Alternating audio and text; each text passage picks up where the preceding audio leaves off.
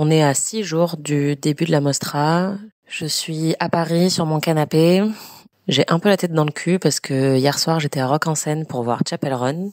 Aujourd'hui c'est la première session de réservation des places. J'avais un réveil sur mon portable pour me dire de me préparer une demi-heure avant. J'avais une notification sur mon agenda. J'ai mes amis qui vont aussi à Venise qui m'ont écrit pour me rappeler de me mettre dans la file d'attente en ligne pour ne surtout pas rater le moment pour avoir mes places. Souhaitez-moi bonne chance. J'espère que je vais réussir à tous les attraper, tous ces films comme des Pokémon, et avoir mes places à temps pour le début de la Mostra.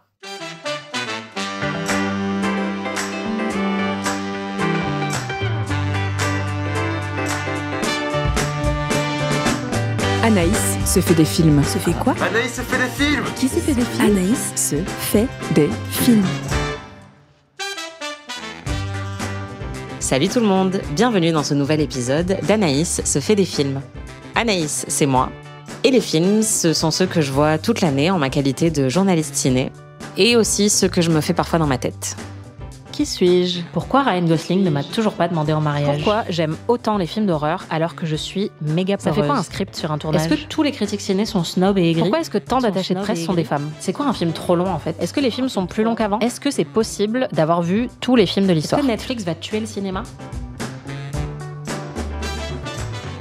Si vous êtes nouveau ici, dans les premiers numéros de ce podcast, je racontais de l'intérieur le Festival de Cannes, l'événement cinéphile le plus important de l'année, et aussi le moment de tous les dangers pour ma vessie que j'ai décidé de rebaptiser Corinne. Je ne sais pas pourquoi. Quand on travaille dans le ciné, Cannes, c'est un incontournable. C'est le premier festival de cinéma que j'ai couvert au début de ma carrière, ça fait plus de 10 ans que j'y vais, et c'est celui qui m'a offert mes plus grandes émotions de cinéphile. Mais il n'y a pas que Cannes dans la vie.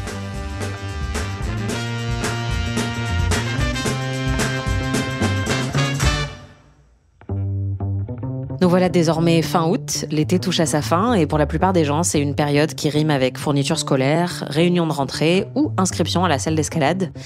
Mais pas pour moi. Moi, tous les ans, entre fin août et début septembre, je prolonge le déni estival de quelques jours en allant à la Mostra de Venise. La Mostra, c'est l'un des 3 plus gros festivals européens de cinéma avec Cannes et Berlin. Et ne le répétez pas aux autres, mais des 3, c'est un peu mon chouchou. Pourquoi ? Parce qu'un des trucs que j'aime sans doute autant que le cinéma, c'est les pâtes.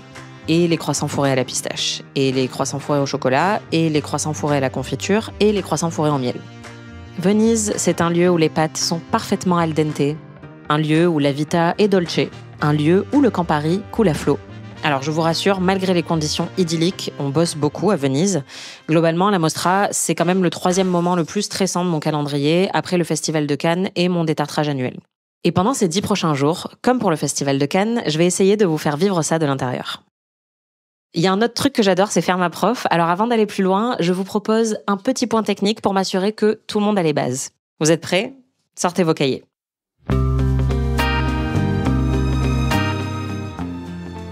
La Mostra, c'est quoi ?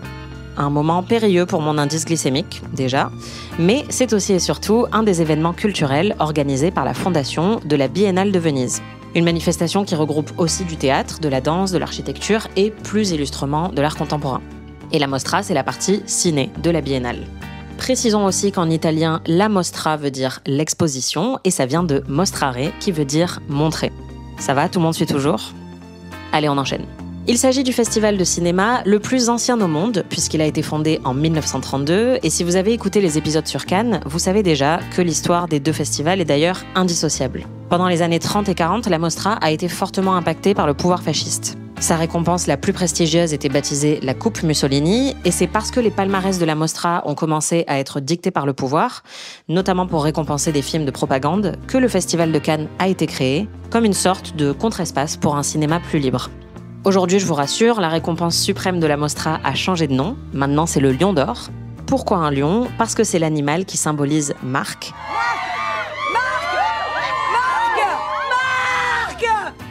Le saint patron de la ville. Waouh, je sais pas ce que vous en pensez, mais on apprend beaucoup de choses dans ce podcast. Je pense que ça mérite de s'abonner. Alors, je sais ce que vous allez me demander, mais Anaïs en Italie aujourd'hui, c'est l'extrême droite qui gouverne. Ça se passe comment pour la Mostra ? Eh bien, Il faudrait sans doute un épisode entier pour vous détailler tout ça, mais ce qu'il faut retenir, c'est qu'après l'arrivée au pouvoir de Giorgia Meloni, en 2022, son ministre de la Culture a nommé à la tête de la Biennale un certain Pietrangelo Buttafuoco, un journaliste et intellectuel proche de l'extrême droite. Et c'est pas une décision anodine du tout, puisque c'est ce fameux Pietrangelo Buttafuoco qui peut à son tour nommer les responsables des différentes manifestations de la Biennale, et donc de la Mostra. Après son arrivée à la tête de la fondation, beaucoup craignaient que la Mostra ne soit impactée par un agenda d'extrême droite, mais pour l'instant, on ne peut pas vraiment dire que ce soit le cas. Ça fait des années que la même personne est à la tête de la Mostra, en l'occurrence Alberto Barbera, le directeur artistique. C'est un peu l'homologue italien de Thierry Frémaux, qui est le délégué général du Festival de Cannes. Et on craignait son départ en 2024, mais son poste a été renouvelé pour 2 ans, jusqu'en 2026. Donc, à suivre.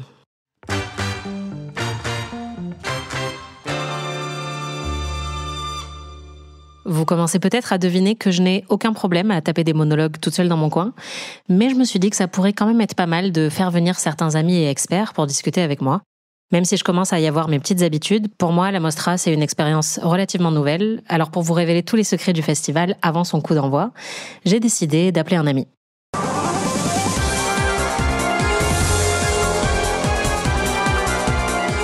Il s'appelle Thibaut van der Werve, il est critique ciné et programmateur du Festival international du film fantastique de Bruxelles. Vous l'avez peut-être entendu dans certains de mes épisodes qui se déroulaient à Cannes. Et lors de ma première édition de la Mostra en 2021, c'est lui qui m'a initiée à tous les secrets du festival. Depuis, on est devenus très bons amis, même si je vous cache pas qu'il a des goûts cinématographiques un peu douteux. Bonjour Thibaut. Bonjour Anaïs. Comment ça va ? Ça va bien et toi ? À une Ça va très bien. semaine de la Mostra, comment tu te sens ? Pas du tout prête.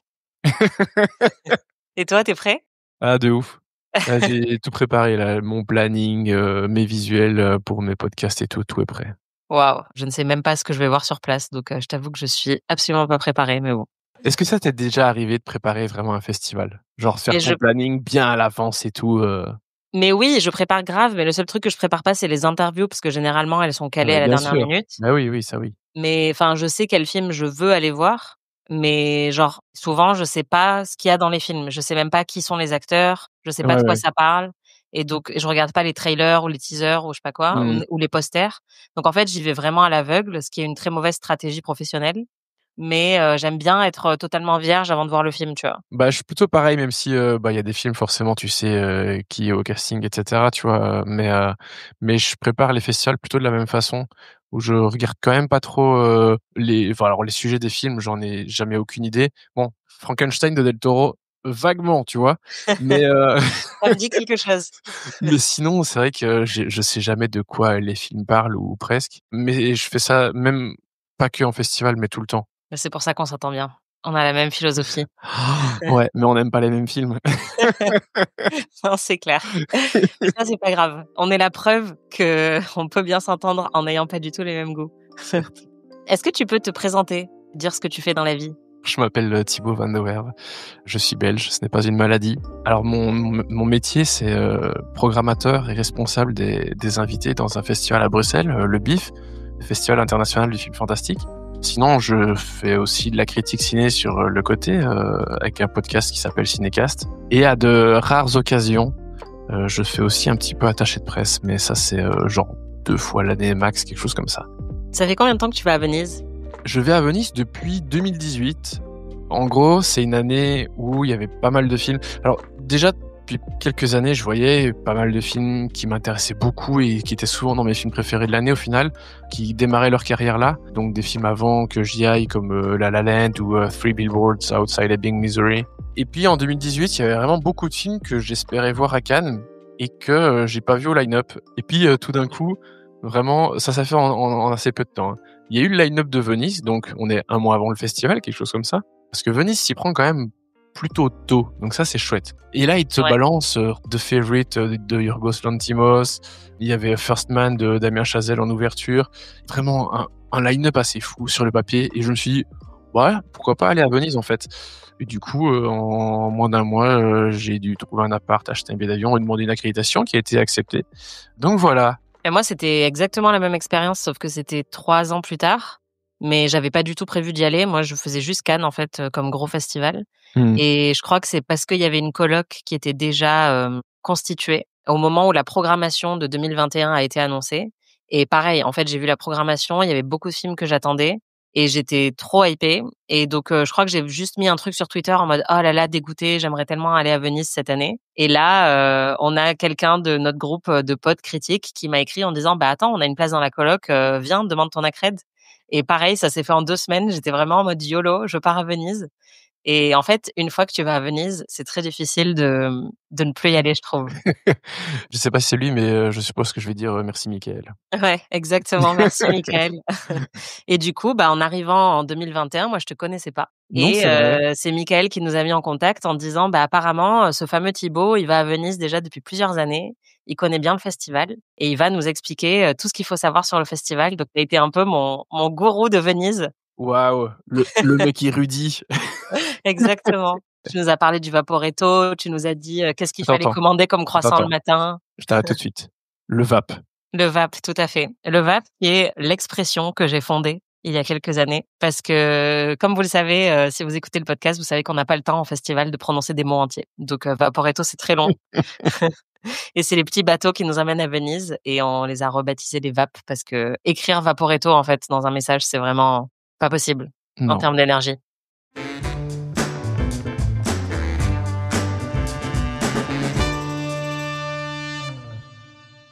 Pour n'importe quelle critique ciné, d'un festival à l'autre, il y a des choses qui ne changent pas. On travaille beaucoup, on dort peu, on voit en une grosse semaine des dizaines de films dont on va parler pendant les 12 prochains mois, si ce n'est plus. On se prend toujours autant la tête sur le timing de nos pauses pipi. Corinne, on t'embrasse. On a toujours des expériences transcendantales devant des films qui nous bouleversifient complètement. Et on fait toujours quelques petites siestes discrètes devant certains films. Mais chaque festival a aussi ses spécificités. Par exemple, à Venise, contrairement à Cannes, le café n'est pas gratuit, mais il est meilleur. Bah ouais, c'est l'Italie quoi.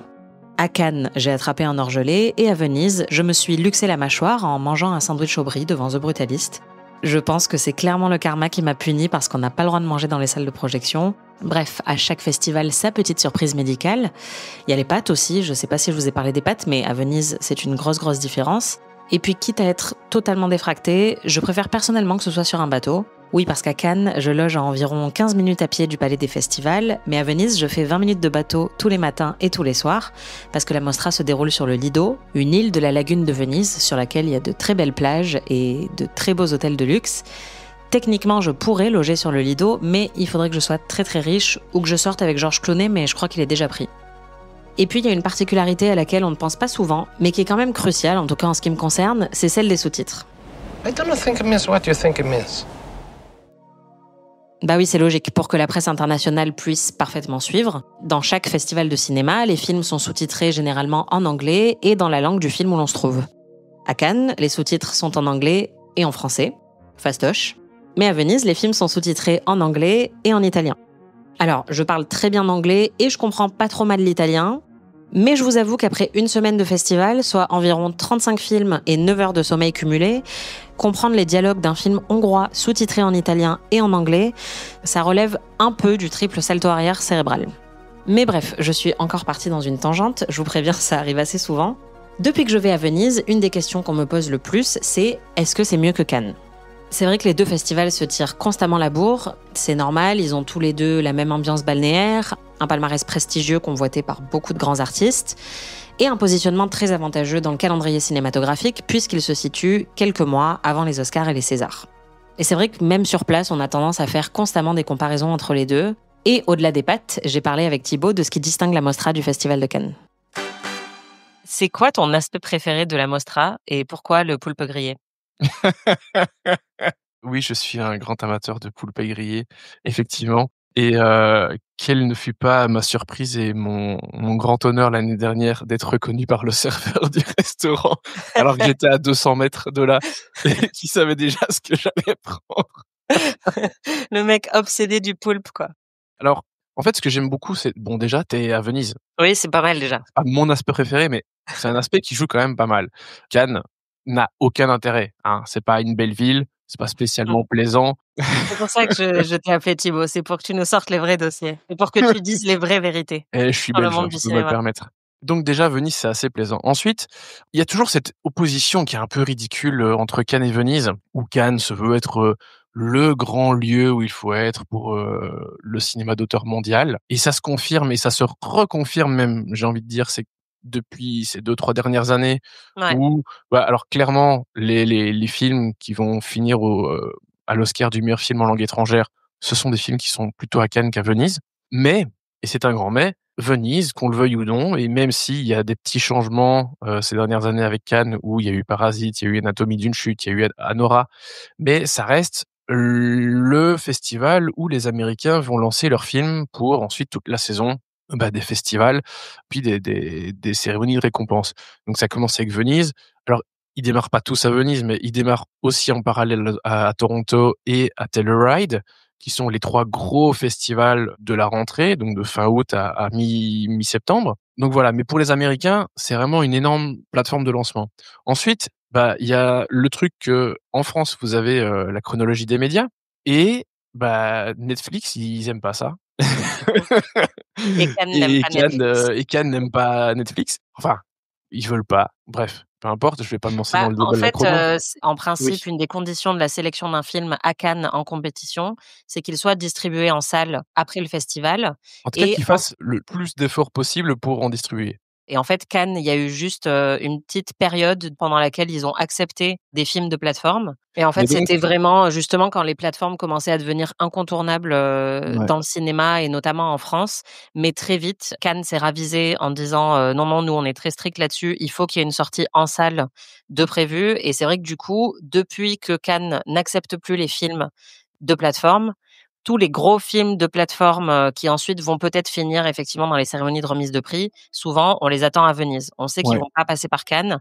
Et donc Non. là, cette année, il y a plein de films Netflix notamment, et notamment Frankenstein de Guillermo del Toro ou le film de Catherine Bigelow, qui vont être diffusés à Venise, parce que dans tous les cas, ils n'auraient pas été éligibles pour passer à Cannes. Exactement. Comme Netflix fait un vrai effort aussi pour se positionner de plus en plus dans les cérémonies de remise de prix, et notamment les Oscars, ils ont envie d'avoir cette patine un peu prestige. Du coup, on sait qu'ils vont faire un effort aussi pour placer des bons films à Venise. Donc, on sait que tous les ans, on va avoir au moins un film Netflix qui va leur servir de tête d'affiche un peu pour la saison des Awards qui va durer tous les mois qui suivent Venise. Exactement. Ils arrivent à attirer des grands auteurs qui leur donnent les budgets qu'il faut. En fait, ce sont souvent des budgets qui sont plus trop donnés par les studios, donc plutôt entre des 50 et 100 millions de dollars, où les plateformes peuvent en profiter et financer des films comme ça, quoi. Alors c'est vrai que la grosse différence entre Cannes et Venise, c'est notamment les films de plateforme, mais au-delà de ça, comment est-ce que tu définirais la ligne édito des films qui sont diffusés à Venise? Parce que Cannes, pour moi, ça va souvent être des films peut-être un peu plus expérimentaux dans la forme, vraiment des films d'auteur avec des noms peut-être moins hollywoodiens. Comment est-ce que tu qualifierais, toi, la ligne éditoriale de Venise par rapport à celle de Cannes ou de Berlin, par exemple? Tous les grands cinéastes du monde, donc estampillés cinéma d'auteur, ils veulent tous aller à Cannes en priorité. Alors ils vont pas rechigner sur Venise ou sur Berlin, mais leur priorité c'est Cannes. Et le bénéfice de Venise, c'est que ils peuvent bénéficier des refusés de Cannes. Faut être honnête, c'est comme ça. Le cas de Jim Jarmusch cette année, c'est clairement ça, que Cannes a refusé. Bon, bien sûr, évidemment, personne ne dit jamais, Frémaux va jamais dire j'ai refusé tel film. Si Frémaux commençait à dire qu'il avait refusé Jim Jarmusch, alors que Jim Jarmusch a été 47 fois à Cannes, ça la fout mal. Ça la fout mal. Mais oui, c'est une réalité, il faut pas faire semblant. Venise bénéficie de ces refus, très clairement. Donc ça, c'est une chose. Et puis parfois, il y en a peu, mais qui font le choix de passer outre Cannes et de se poser stratégiquement plus loin dans l'année, notamment les Américains, comme on a dit, mais voilà, ça peut arriver pour d'autres films d'auteur. Mais bon, ça reste un festival généraliste, avec des grands cinéastes, comme tous les grands festivals. Là où ça se détache peut-être un petit peu pour moi, c'est notamment au niveau des documentaires. Venise a vraiment énormément de documentaires, la majorité hors compétition, mais on en retrouve en compétition aussi. On a eu Toute la beauté et le sang versé Exactement. qui a été récompensé il y a quelques années et qui était magnifique. Exactement. Et sur j'ai regardé depuis le début des années 2000, il y a déjà eu au moins 2 Lions d'or qui sont des docus. Et alors, il y en a pas chaque année, mais quasiment chaque année, il y a au moins un docu en compétition. Et des grands festivals que je connais, c'est un peu le seul à mettre autant en avant les documentaires dans sa compétition. Donc ça Ouais, c'est c'est cool, vrai. même si c'est que un. Mais en tout cas, hors compétition, il y a une chier de documentaires. C'est un peu ça qui me frappe le plus avec Venise dans la ligne éditoriale, c'est que je dirais que même s'il y a du cinéma d'auteur et c'est globalement quand même des très bons films, je trouve, en compétition, ça va être parfois, je dirais, de manière générale, des films plus grand public qu'à Cannes et des films à Oscar. C'est pour ça d'ailleurs que Venise est vraiment l'ouverture de la saison des Awards et un plus gros accent mis quand même sur ce qui va plaire aux critiques américains, je dirais.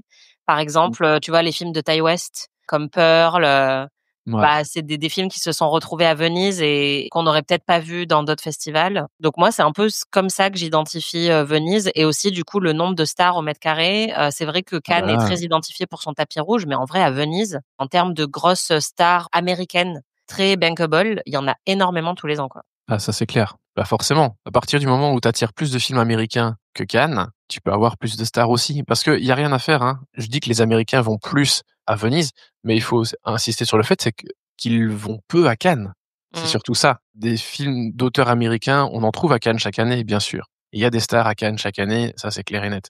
Et parfois plus pour les films hors compétition, où il y a vraiment des grandes stars. Après, faut pas oublier, et ça c'est valable pour tous les grands festivals, c'est qu'il y a tout le côté aussi les sponsors, tu vois, les grandes marques qui eux-mêmes font venir des stars pour aller sur le tapis rouge, pour mettre en valeur leurs robes, leur make-up, leurs bijoux, hein, Chopard, toutes ces grandes marques. Donc, il n'y a pas que des stars liées au film. Et ça, on a parfois tendance à l'oublier un peu. Mais oui, les Américains vont peu à Cannes et ils vont beaucoup à Venise. Donc, c'est clair que le nombre de stars au mètre carré, tu as raison d'insister là-dessus, c'est assez impressionnant à Venise. Il y a un côté très glamour, enfin même si Cannes aussi c'est très Ouais. glamour, mais à Venise en fait, il y a toutes ces photos, des stars qui arrivent en taxi bateau sur le ponton, pour prendre des photos. Il y a le look est un peu différent aussi, ça va être moins robe de soirée hyper lourde, parce qu'il y a pas la montée des marches, qu'il y a à Cannes et ça va être, des looks peut-être un peu plus détendus, mais tout aussi stylés. Enfin je sais Mmh. pas, j'ai l'impression que il y a Ah aussi le beh, côté, oui. bah, on est sur une île, il y a un côté un peu plus, dolce vita, et enfin on le ressent nous aussi en tant que journalistes, Bah, c'est-à-dire bien que sûr. c'est beaucoup moins stressant et speed qu'à Cannes. Enfin, pour moi, c'est ça la plus grosse différence, en fait. C'est que je suis plus Oui. détendue à Venise que je le suis à Cannes et les looks, des stars, s'en ressentent aussi, je trouve. Mais tu as raison de parler de l'aspect chill et même s'il y a quand même beaucoup de presse internationale à Venise, je pense qu'il y a quand même moins de monde enfin, clairement, il y a moins de monde qu'à Cannes, ça c'est sûr. Ouais, moi j'ai l'impression que les Français boudent beaucoup Venise. Peut-être un peu moins depuis 2-3 ans, je vois un peu plus de têtes de critiques français, mais pendant longtemps, je voyais quasiment aucun journaliste français. Alors que tous les journalistes, de tous les médias belges sont là, quoi, tu vois? Et ça, j'ai Bah, je jamais trop pense compris que pourquoi.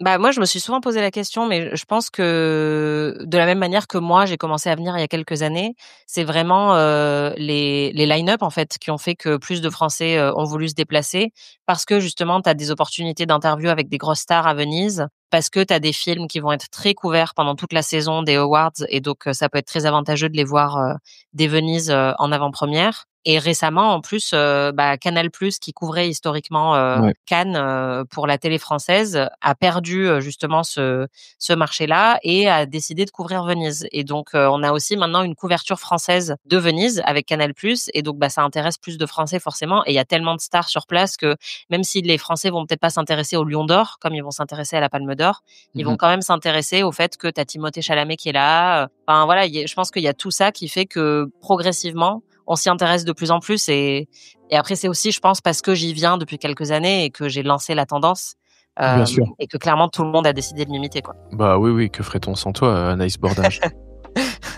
Est-ce que tu penses que le festival est mieux depuis que je viens?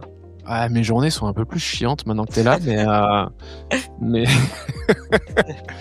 on C'est s'amuse faux. bien ensemble quand même. Bah oui, quand même.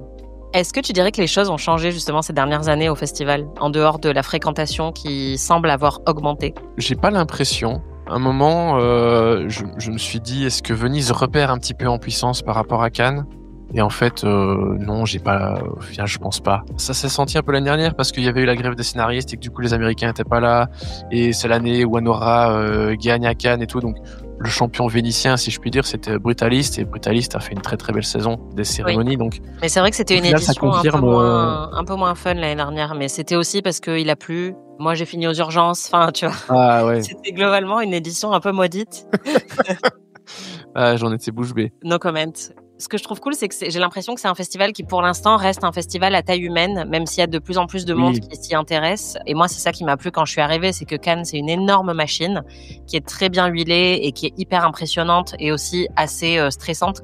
Venise reste quelque chose de beaucoup plus tolérable en termes de rythme. Même sur le nombre de films que tu vas voir dans la journée, c'est beaucoup plus chill. On va en voir peut-être 3, tu vois. C'est clair qu'une journée, en tant que journaliste, en tant que festivalier, tout simplement, c'est plus chill qu'à Cannes, même si globalement les horaires et le nombre de films que tu peux voir est identique. On commence aussi les projections à 8h30. Nous, sachant qu'on loge jamais sur le Lido parce que c'est hors de prix, on doit prendre le bateau le matin pour aller sur l'île. Et pour peu que, et c'est le cas toute la première semaine, que tu commences la journée avec des gros films attendus, les gros films Netflix, etc. Oui, t'as intérêt à pas louper ton bateau si tu veux pas louper le film. T'as le temps de te poser, prendre un petit déj, manger ton croissant, boire ton petit café. On n'a jamais le temps de faire ça à Cannes.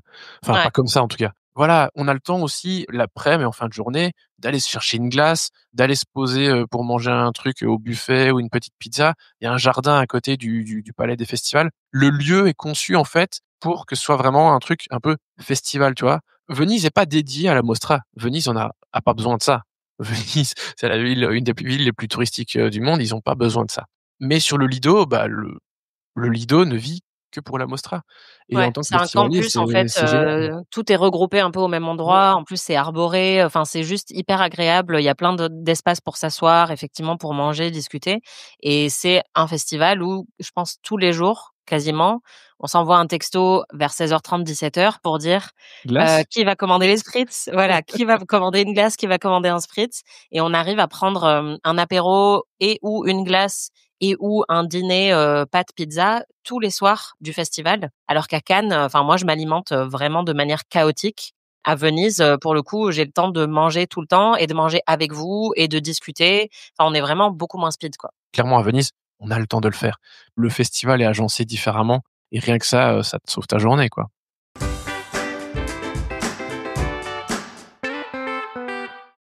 Tous les ans, depuis que j'y vais, Venise offre une programmation exceptionnelle. Parmi mes plus gros coups de cœur, il y a eu Spencer de Pablo Larraín. C'était le biopic de Lady Di avec Kristen Stewart. Je crois qu'il est encore disponible sur Amazon.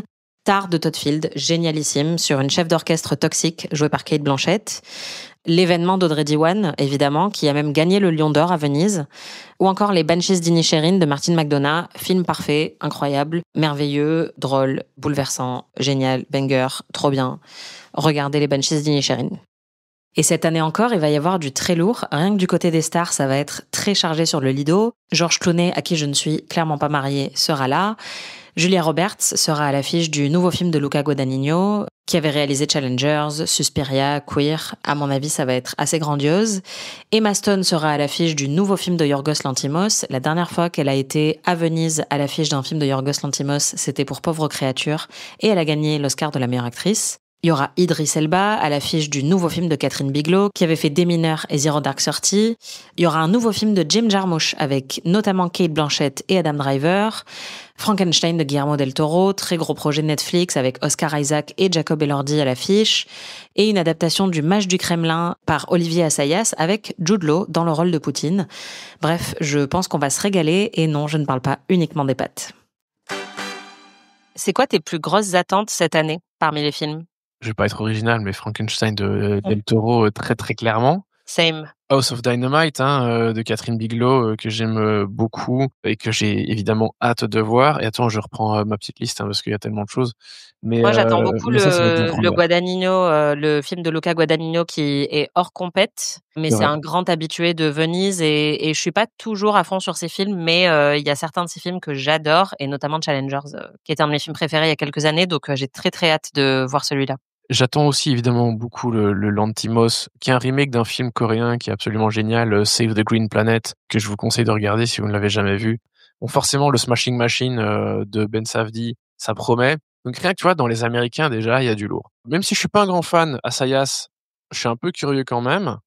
Ouais, qui adapte le Mage du Kremlin. Moi, j'ai très très hâte de ce film. Après, moi, j'aime beaucoup plus le cinéma d'Assayas que toi. Je sais qu'on a eu des disputes épiques sur sur nos avis sur certains films d'Assayas, mais moi j'aime beaucoup et j'ai adoré le livre que j'ai rattrapé pour justement me préparer à voir le film et j'ai très très hâte.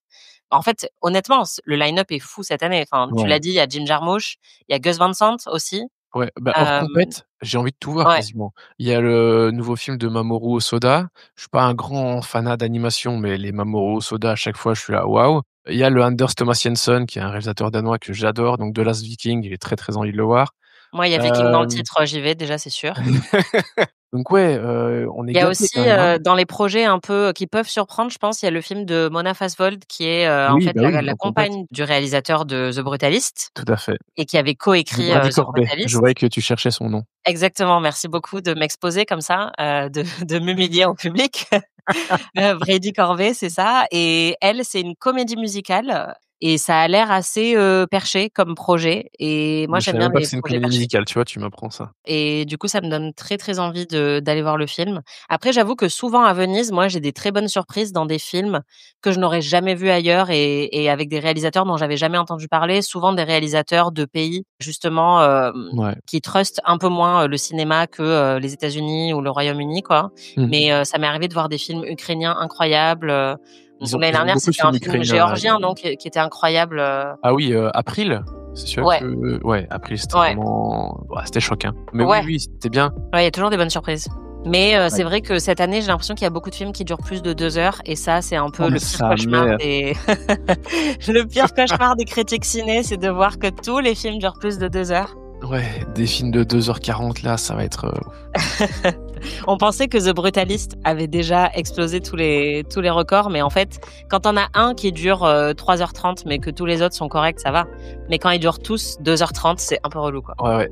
Est-ce que tu vois dans le line-up des films qui pourraient aller jusqu'aux Oscars? Enfin, moi, clairement, je pense Ah ouais. que Frankenstein et le Luca Guadagnino, typiquement, je les imagine aller assez loin. Notamment Ouais, jusqu'au Golden Guadagnino Globe. pour Julia Roberts peut-être, hein, c'est vrai. Je sais pas Exactement. du tout. Smashing Machine, apparemment, Dwayne Johnson, aka The Rock, est assez incroyable dedans. Le Park Chan-wook, Oscar du meilleur film en langue étrangère. Quoi d'autre? Si, je pense que Baumbach, c'est toujours un candidat pour les Ouais, puis cérémonies. Catherine Bigelow qui a été la Évidemment. première femme réalisatrice oscarisée avec des mineurs. Clairement, elle pourrait faire un grand retour aux Oscars aussi avec son film, s'il est bien, on Ouais. espère. Avec des majeurs cette fois-ci. Bon, allez hop, c'est bon. Ça, c'est au montage. Merci Thibaut. Avec plaisir. Magnifique. Est-ce que tu as une histoire cata d'une expérience à Venise? Parce que, bon voilà, moi, il se trouve que j'en ai une. On est certains à avoir vécu Ah des ouais. très mauvais moments à Venise. Est-ce que toi, ça Ouais. t'est arrivé aussi? Écoute, je me suis pas retrouvé à l'hosto parce que j'avais un problème de mâchoire. Est-ce que j'ai vraiment eu des histoires cata? Non, je pense pas que j'ai eu des T'as trucs, jamais, de genre, ouf. fait tomber tes lunettes de soleil dans l'eau? Non. Ah, j'ai déjà eu un short troué quand même. Mais genre, tu sais, après Quand même. les films du matin. Donc je Ah pense merde. que les gens ont dû voir mon calbut tout l'après-midi, toute la soirée. Non, je pense que c'est le pire qui me soit arrivé. T'as de la chance? Voilà. Magnifique. Bah, écoute, Oui. peut-être cette année, je te le souhaite pas. Et je croise les doigts pour toi surtout, hein. Tu nous as sorti des petites dingueries, hein, ces dernières années là, entre, le moment où tu as failli tuer quelqu'un à Cannes, la mâchoire à Venise l'année dernière et j'en oublie sûrement d'autres. Enfin, on m'a shooté au fentanyl dans les urgences de Mestre et j'ai dû revenir à Venise à 3h du mat en bateau. J'étais complètement shootée au fentanyl italien, je comprenais rien. C'était, pendant Brutalist en plus du coup que Et tu as c'est ça, raté. c'était pendant les 5 premières minutes de la projo officielle de The Brutalist, enfin la projo de presse officielle, que du coup j'ai dû rattraper en Pala Biennale. Oh l'horreur! Ouais, 2 jours après. Imaginez-vous un hangar avec des sièges. C'est ça. Alors la Pala Biennale, on en reparlera un peu de toutes les salles de Venise, mais c'est clairement la pire salle. C'est une salle où on rattrape souvent les films. C'est une salle qui organise des projections publiques, donc c'est chouette parce qu'il y a plein de gens qui sont pas forcément accrédités qui peuvent y aller. Mais c'est des sièges strapontins horriblement inconfortables, assez mal disposés. Et donc pour voir un film comme The Brutalist qui dure 8000 heures, c'était un peu compliqué. Parfois, on Mais peut j'ai pas y quand même couper. hâte de voir les dingueries que tu vas nous sortir et si pas à Venise, à San Sebastian, hein. Mais sachant que tu as fait un bingo quand même sur moi en festival. Ah oui, l'année dernière, j'ai fait un bingo te concernant avec tes petites phrases type ou les choses qui pouvaient se passer. Tu as complété parce que j'avais pas été au top du top. Mais C'est ça. Donc on verra cette année s'il faut updater le bingo ou pas. écoute, en tout cas, je vais pas en refaire un parce qu'il y a un moment où je pense que tu vas pas inventer des nouvelles choses. Bah, ne me Mais sous-estime pas déjà. Oh, le Asayas, c'était trop bien. Oh, le Ozon, c'était trop bien. Ouais, ça, je les vois déjà venir. C'est ça, Thibaut a cette idée que je suis une grande défenseuse du cinéma français, alors que vraiment, c'est pas du tout mon cas. J'ai des énormes lacunes en cinéma français et il y a plein de films français que j'aime pas du tout. Mais comme tu es belge et que tu détestes la France parce qu'on vous a battus à la Coupe du monde, bah, du coup, Non, non, je détestais déjà la France avant, je te rassure. j'ai très hâte de te voir en vrai et de te voir manger du poulpe. Écoute, moi aussi, Ça va être j'ai très hâte exceptionnel. de manger du poulpe. Et de te voir aussi, pardon. Connard. Eh ben, bisous. Des gros bisous et à la prochaine. C'est la fin de cet épisode d'Anaïs se fait des films spécial Venise. Merci à Thibaut de m'avoir dévoilé tous les secrets de la Mostra. Merci à Marco d'avoir validé mon explication étymologique du mot Mostra. Et merci à vous pour votre écoute. Ascolto en italien.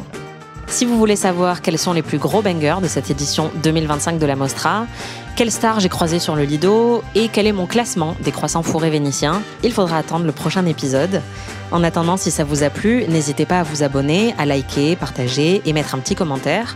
Si ça ne vous a pas plu, ça ne m'intéresse pas, laissez-moi me faire des films. Et vous pouvez également suivre toutes mes aventures sur le compte Instagram Ami le podcast. Ciao!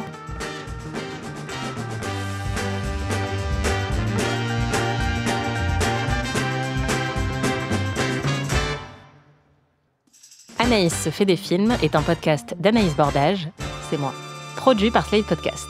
Production éditoriale, montage et réalisation Aurélie Rodriguez.